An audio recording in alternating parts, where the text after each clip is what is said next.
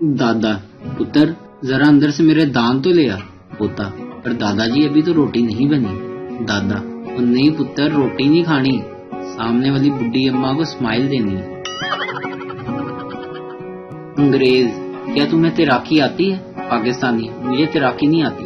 अंग्रेज, फिर तुमसे तो मेरा कुत्ता भी अच्छा है कि वो तैर लेता है। पाकिस्तानी, क्या तुम्हें तैराकी आती है? अंग्रेज, हाँ आती है।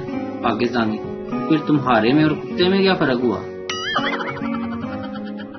एक स्कूल में आग लगने की वजह से तमाम स्टूडेंट खुश थे कि कल से स्कूल में छुट्टियां होंगी। वहीं एक बच्चे को उदास देखकर टीचर ने पूछा, बेटा आपको खुशी नहीं हुई? बच्चा मासूमियत से बोला, सर आप तो बच गए ना।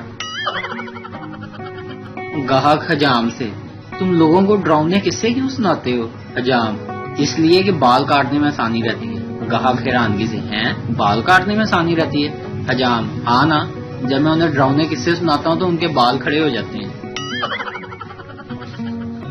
बीवी के मेके जाने के बाद फैसलाबादी शोहर ने अपनी गर्लफ्रेंड को घर मिलने के लिए बुला लिया। बीवी के पालतू तोते ने देख लिया और शोहर से बोला, मैं मालकिन को बताऊंगा कि तुम पीछे से क्या करते हो।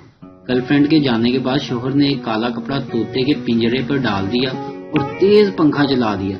एक टीन डब्बा लेकर इसको पीटने लगा और सेहन में देसी घी की चूरी भी खेर दी। कुछ दिन बाद जब बीवी वापस आई तो शोहर बोला, ये हमारे तोते का दिमाग कुछ खिसक गया लगता है, ऐसे ही ऊट पटांग बातें करता रहता है। बीवी जब तोते के पास गई तो तोते ने शोहर की गर्लफ्रेंड के बारे में उसको बताया। शोहर बोला, ये ऐसे ही बकवास कर रहा है। शोहर ने तोते से पूछा, अच्छा ये बताओ कब आई थी मेरी गर्लफ्रेंड?